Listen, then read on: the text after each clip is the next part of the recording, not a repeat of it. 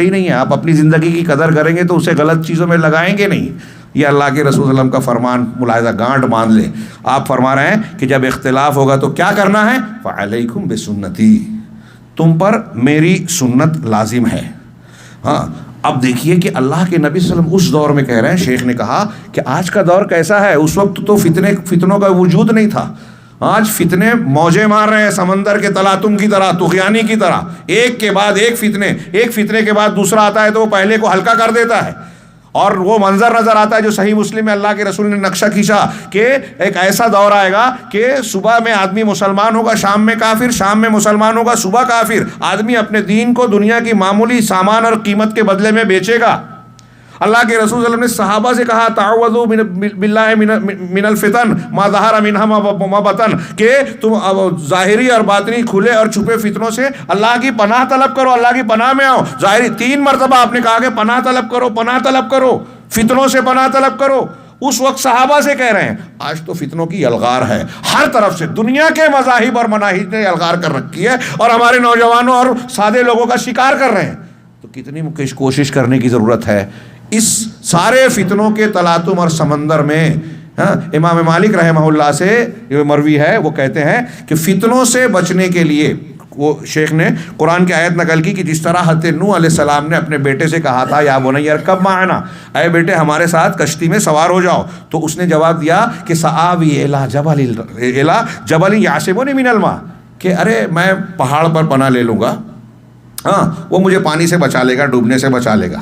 شیخ الاسلام نے تبھی کہ دیکھیے عقل لگائی. نبی کہہ رہے ہیں نہیں مانا، عقل لگائی.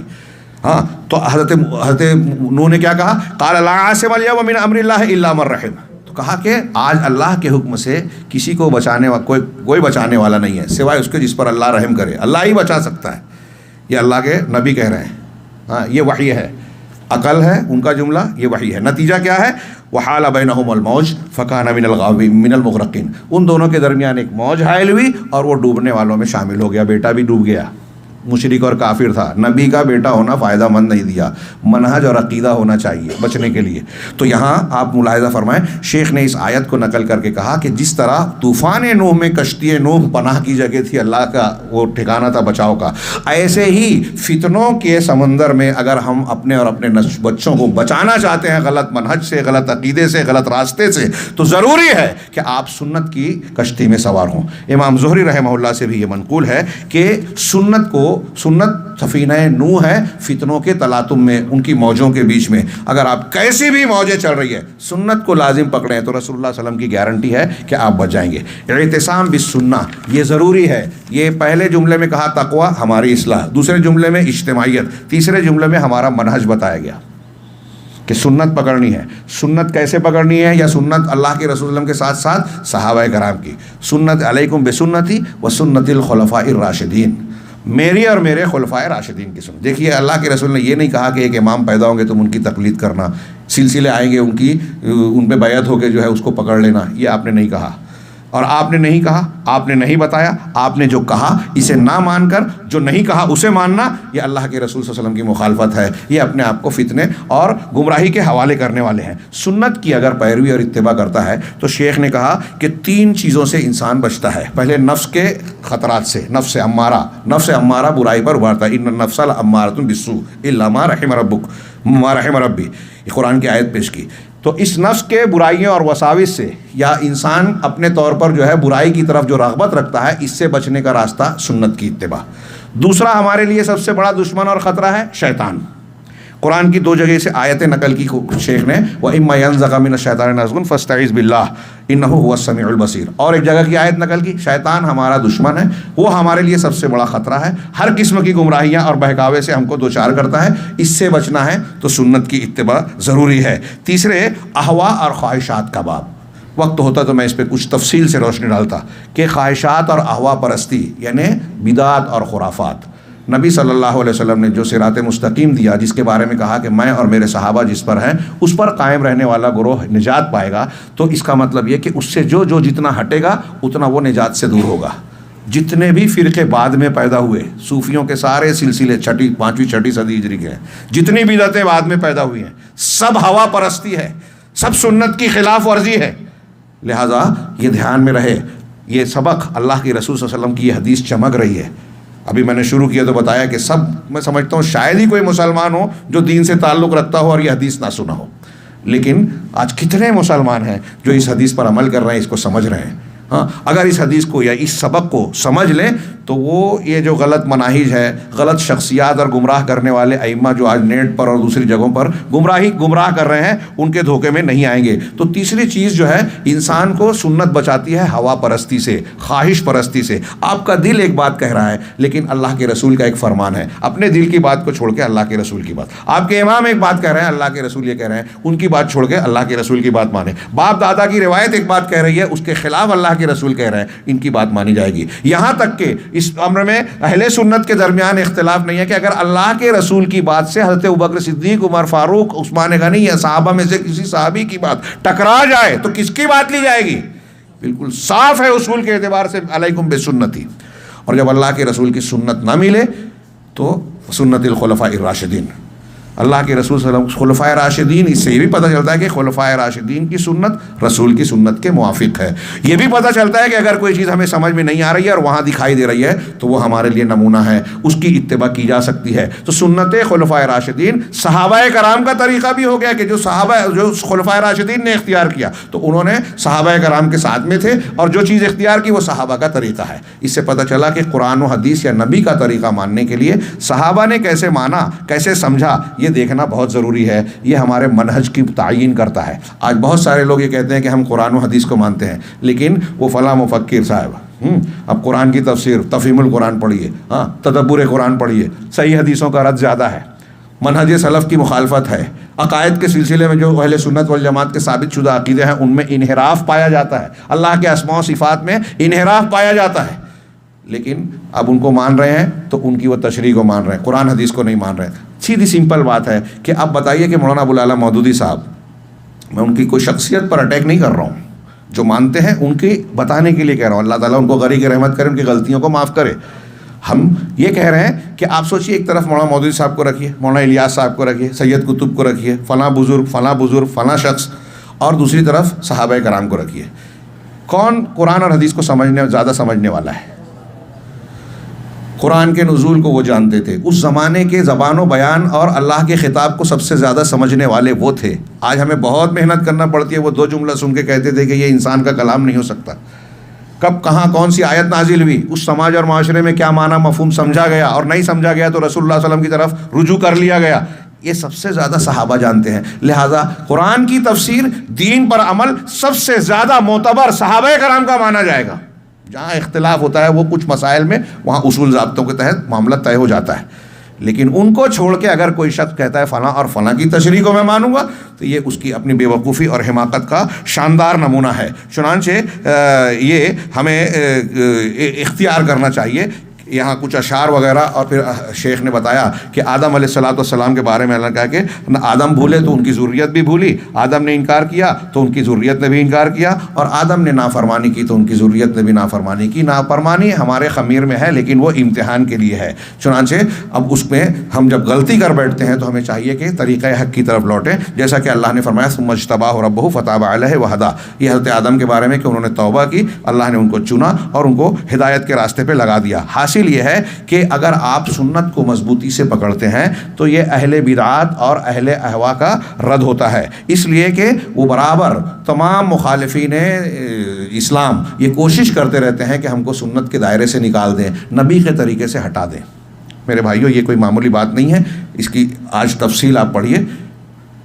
یورپ, امریکہ, اسرائیل کے جو تھنک ٹینک ہیں انہوں نے بڑی منصوبہ بندی کی ہے. ہم کو اندازہ بھی نہیں ہے کہاں کہاں سے وہ حملہ کر کے قرآن اور حدیث سے دور کرنے کی مسلمانوں کو کوشش کرتے ہیں, اور کہتے ہیں کہ ان کو شکار بنانا ہے تو بس ان دو چیزوں سے دور کر دو.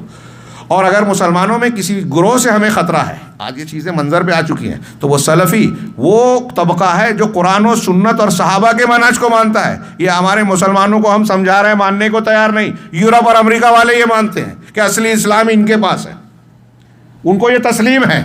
چنانچہ پوری دنیا یہ چاہتی ہے کہ آپ کو سنت سے ہٹا دے ہوئے جو دشمنان دین ہیں, اور جتنے اہل بدعت ہیں وہ بھی یہ چاہتے ہیں.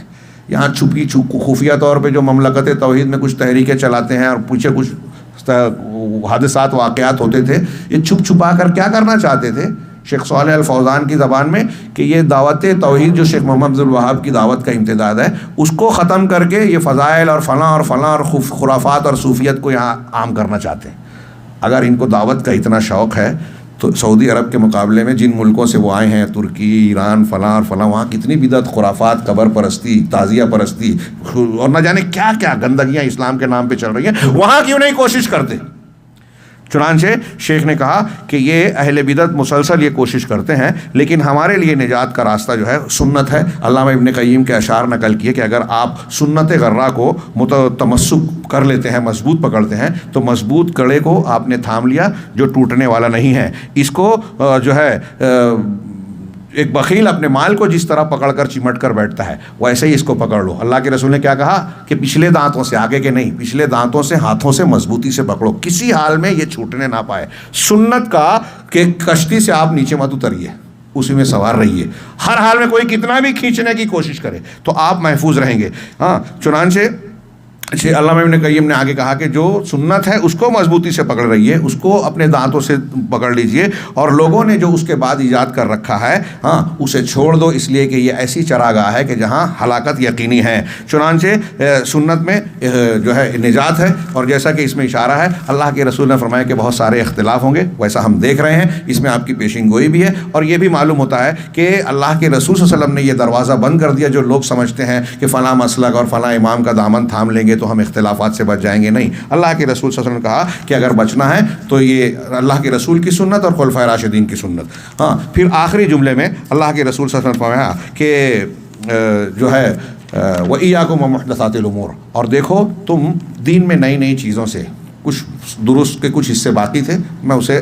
تج رہا ہوں اور آخری جملے پر آ رہا ہوں کہ اللہ کے رسول نے اور مزید اس سنت اور دین اور منہج کی حفاظت کا حکم دیا کہ دیکھو تم نئے نئے امور سے بچنا۔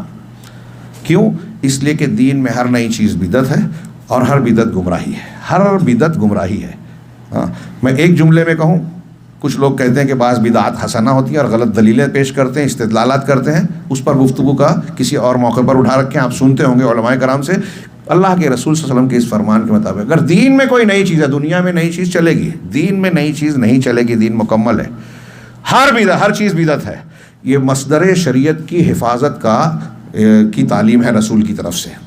ہر جمعہ میں آپ صحابہ کے سامنے یہ جملے بولتے تھے، ہر نئی چیز بدعت، ہر بدعت گمراہ۔ صحابہ میں بدعت تھی کیا؟ لیکن پھر بھی آپ ہر جمعہ میں کہہ رہے ہیں، ہر خطبے میں دہرا رہے ہیں۔ سوچئے کتنی اہمیت کی حامل بات ہے۔ ہم 2-4 مرتبہ سن کے کہتے ہیں ارے وہی بات کہہ رہے ہیں۔ اللہ کے نبی صلی اللہ علیہ وسلم کا یہ بار بار پابندی سے ایک بات کو دہرانا، یہ اس بات کی دلیل ہے کہ ہمیں اس بارے میں مسلسل چوکنا رہنے کی ضرورت ہے۔ اور ہم دیکھ رہے ہیں کہ اتنی بار بار دہرانے کے باوجود ان تعلیمات کے آج اسلام کی سرحدوں میں ایسی چیزیں جو اسلام سے تعلق نہیں رکھتی، اجنبی اور دخیل ہیں، وہ اسلام سمجھ کر لوگوں نے قبول کر لیے۔ کتنے تہوار ہیں، کتنی عبادات ہیں، کتنے اذکار ہیں، کتنی دعائیں ہیں جو اللہ کے رسول اور صحابہ کرام جن سے واقف ہی نہیں تھے، آج ہمارے یہاں اسلام کے نام پہ، فضائل کے نام پہ جو ہے اس کو پھیلایا جا رہا ہے۔ یہ نئے نئے امور، اب صرف اس ایک اصول کو سامنے رکھیے کہ جو نئے امور ہے اس کو چھوڑ دو، ساری صوفیت رد ہو جائے گی، جہمیت رد ہو جائے گی، قدریت رد ہو جائے گی، تقلیدی مذاہب رد ہو جائیں گے۔ اس کا جو التزام ہے ان میں جو صحیح باتیں ہیں وہ اس کی بات نہیں کر رہا ہوں، یہ جو التزام کر لیا کہ ایک سنت کے مقابلے میں کسی امام کی بات کو ماننا ضروری ہے، یہ رد ہو جائے گا۔ جتنی گمراہی ہے سب رد ہو جائے گی۔ اللہ کے نبی صلی اللہ علیہ وسلم کے اس فرمان کو سامنے رکھے، سنت کو لازم پکڑو اور جو ہے بدعات سے بچو۔ یہ اللہ کے رسول صلی اللہ علیہ وسلم کی فرمان کو میں دہراؤں جو نصیحت ہے، اور ہمارے لیے ہر وقت اس کی ضرورت ہے۔ آپ زندگی کی کسی بھی خطے میں رہیں، آپ کو اور ہم کو اس وصیت کی ضرورت ہے، تقوی اختیار کرو، سمع و اطاعت کرو، اللہ کی سنت کو اختلافات کے موقع پر، مسائل اور فتنوں کے بیچ میں رسول اللہ صلی اللہ علیہ وسلم کی سنت کو اور رسول اللہ صلی اللہ علیہ وسلم کے بعد صحابہ کرام کی سنت کو، ان کے طریقے کو مضبوطی سے تھام لو اور نئی نئی چیزوں سے اپنے آپ کو بچاؤ۔ یہ جو تحریکات اور مناہج غلط چل رہے ہیں، اپنے گھر میں توجہ دیجئے کہ وہ اگر ہمارا بچہ وہاں جا رہا ہے تو سنت کی کشتی سے وہ ڈبونے والے موجوں کے تلاطم میں جا رہا ہے۔ یہ کوئی ایسا ویسا نہیں ہے۔ کسی نے اگر سمندر کا ایسا سفر کیا ہو تو غور کرے کہ اگر سمندر میں ہم چھوٹی کشتی میں اور ایک موج طوفانی آ رہی ہے وہاں انسان کو محسوس ہوتا ہے کہ اب میں نہیں بچ پاؤں گا. یہ بدعت، خرافات، غلط مناہج ہمیں محسوس نہیں ہو رہا ہے یا ہم محسوس نہیں کر رہے ہیں، غفلت میں پڑے ہیں، لیکن وہ ہمیں تباہی کی طرف لے جا رہے ہیں. اللہ رب العالمین سے دعا ہے کہ وہ نبی کریم صلی اللہ علیہ وسلم کی اس وصیت کو اچھی طریقے سے ہمیں سمجھنے اور اس کے مطالب و مقاصد کو اختیار کرنے کی ہمیں توفیق عطا فرمائے. یہ چند گزارشات جو میں نے بیان کی ہیں، اس کے کچھ پہلو رہ گئے ہیں، لیکن جو کچھ بیان کیا ہے بنیادی طور سے اگر اس کو ہم ملحوظ رکھیں اور اپنی زندگی میں اس سے فائدہ اٹھائیں تو یہ ہمارے دنیا کے لیے بھی مفید ہے اور آخرت کے لیے بھی. اللہ تعالیٰ دنیا اور آخرت میں ہم سب کو کامیابی سے نوازے، ہمیں ہر قسم کے فتنے سے، ہر قسم کے عذاب سے محفوظ رکھے، اور ہمیں ہر جو یہاں دور دراز سے تشریف لائے ہیں ان کو ان کے جائز مقاصد میں رب العالمین کامیابی عطا فرمائیں اور ہمارے مسائل کو حل فرمائیں. وآخر دعوانا ان الحمد للہ رب العالمین وصلی اللہ علی نبینا محمد.